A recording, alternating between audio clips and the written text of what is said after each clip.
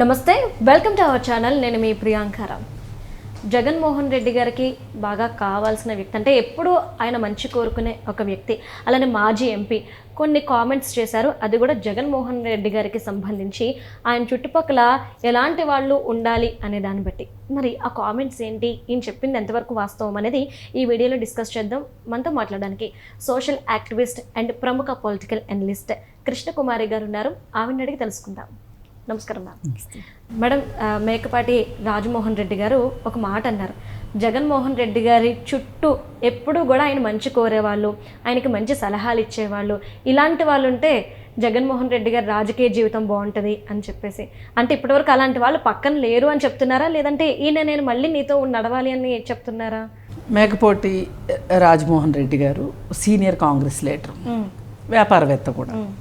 అయితే నెల్లూరు రాజకీయాల్లో ఆయన ప్లేస్ ఆయనకు ఉంది.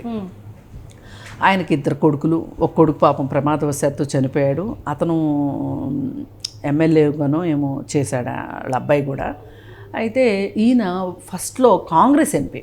ఓకే. అయితే కాంగ్రెస్ ఎంపీకి రాజీనామా చేసి జగన్ వెంట నడిచాడు ఆయన. ఎందుకు అంటే ఒక యువ రక్తం, పార్టీని ముందుకు తీసుకెళ్తాడు. కాంగ్రెస్ పార్టీకి ఆంధ్రప్రదేశ్లో పరిస్థితులు బాగలేదు రాష్ట్ర విభజన సందర్భంగా.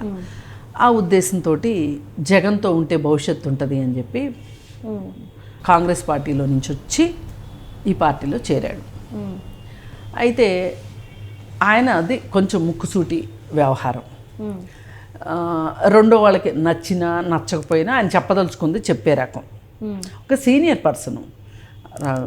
రాజశేఖర రెడ్డి గారు ఉన్నప్పటి నుంచినే ఆయనతోటి స్నేహం ఉంది. అయితే ఇక్కడ ప్రాబ్లం అంతా ఏంటి అంటే ఆయన చరిత్ర ఎంత ఉందనేది ఇక్కడ విషయం కాదు.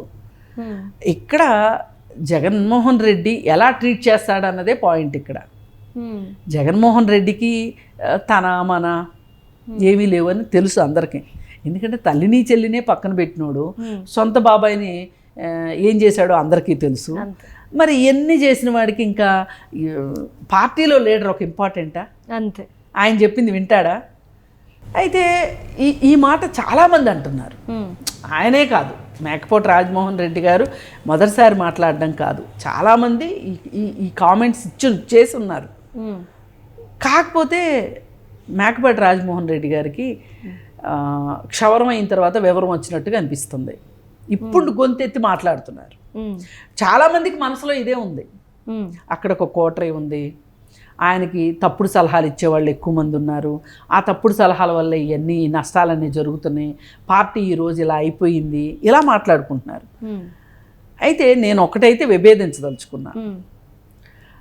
మేకపాటి రాజమోహన్ రెడ్డి గారికి ఎంత అనుభవం అన్నా ఉండనివ్వండి, ఎంత రాజకీయ జీవితమైనా ఉండనివ్వండి, ఎంత పెద్ద వ్యాపారవేత్త అయినా అవనివ్వండి, ఆయన అసలు జగన్మోహన్ రెడ్డిని ఎంచుకున్నప్పుడే ఆయన పొరపాటు చేశాడు.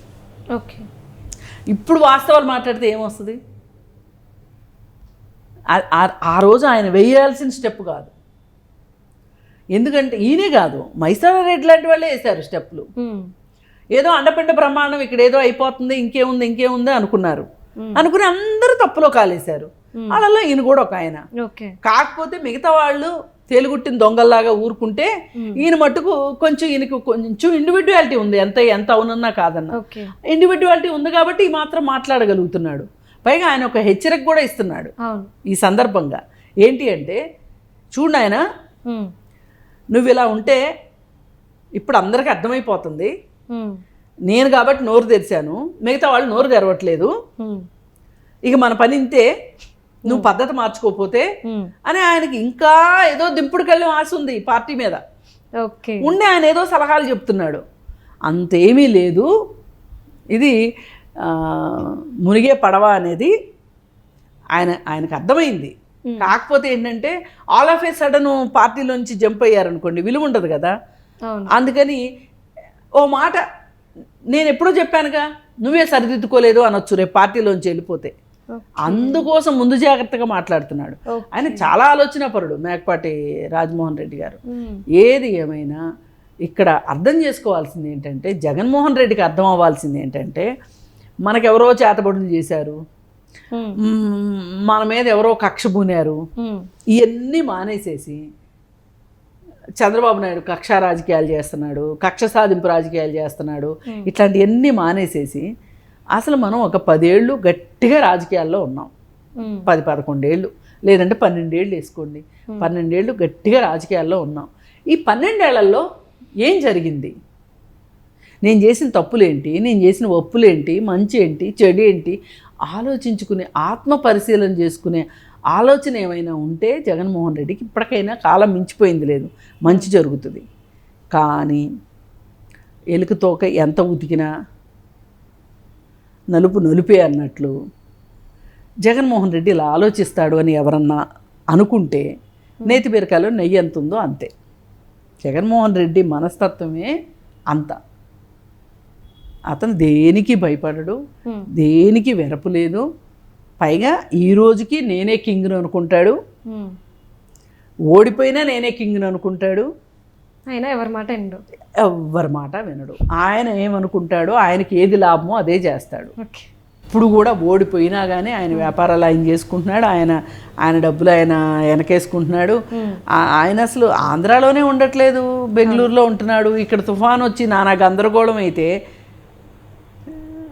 గబాల్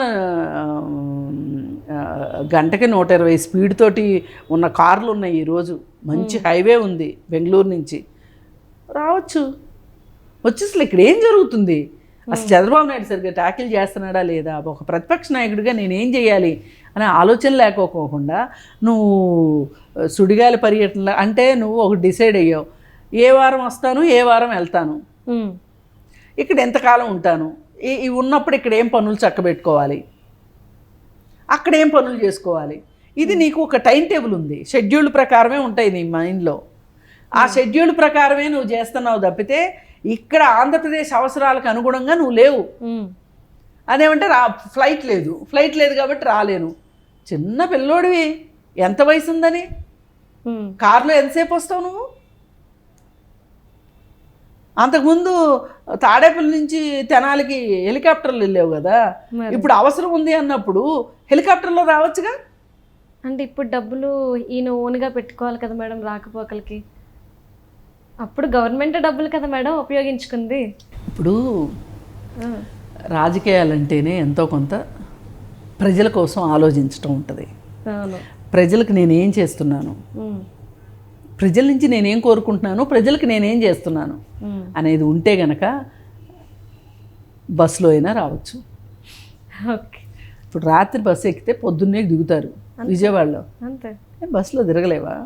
బస్సు అయితే ఉందిగా. అది రావాలనుకుంటే కారులో రావచ్చు. నీకు అంత లేమిడి ఎక్కడుంది? ఈ దేశం మొత్తం మీద అత్యంత ధనవంతమైన ముఖ్యమంత్రి ఎవరు అంటే నువ్వే. మరి అలాంటప్పుడు నువ్వు మంచి బస్సు కార్లో రావచ్చు కదా. మరి రాలా అంటే ఆయనకు అసలు అవసరం ఇక్కడ ఈ ప్రజలకి నా అవసరం లేదు అని ఆయన అనుకుంటున్నాడు. ప్రజలు కూడా అదే చెప్పారు కదా ఆయనకి, నీ అవసరం లేదు అని. ఆయన కూడా అదే ఒప్పేసుకొని వచ్చి ఏదో తన సొంత పనులు అయ్యో అకౌంట్లు అయ్యో చూసుకోవాల్సినవి ఉన్నట్టున్నాయి, అవి చూసుకున్నాడు, మళ్ళీ వెళ్ళిపోయాడు. అదే అందుకోసం ఏంటంటే ఎంత మాట్లాడుకున్నా, ఇందా నేను మాట చెప్పాను కదా, ఎంత ఉతికినా ఎలుగుతోకే అని, అంతే. అందుకని మేకపోటు రాజమోహన్ రెడ్డి గారు చెప్పారా, ఇంకొకరు చెప్పారా, ఏం చెప్పినా ఒక బైబిల్లో ఒక సూక్తి ఉంది. అదేంటంటే సూది బెజ్జంలో ఏనుగు తలనైనా దూర్చవచ్చు కానీ మూర్ఖుడి మనసులో మంచి ఆలోచన చొప్పించలేము అని. అర్థమైందండి? మేకపాటి రాజమోహన్ రెడ్డి గారు ఎంత మంచి మాట చెప్పినప్పటికీ బైబిల్ సూక్తి ప్రకారం మూర్ఖుడి మనసులోకి వెళ్ళదు. Okay, right. Thank you so much. Thank you.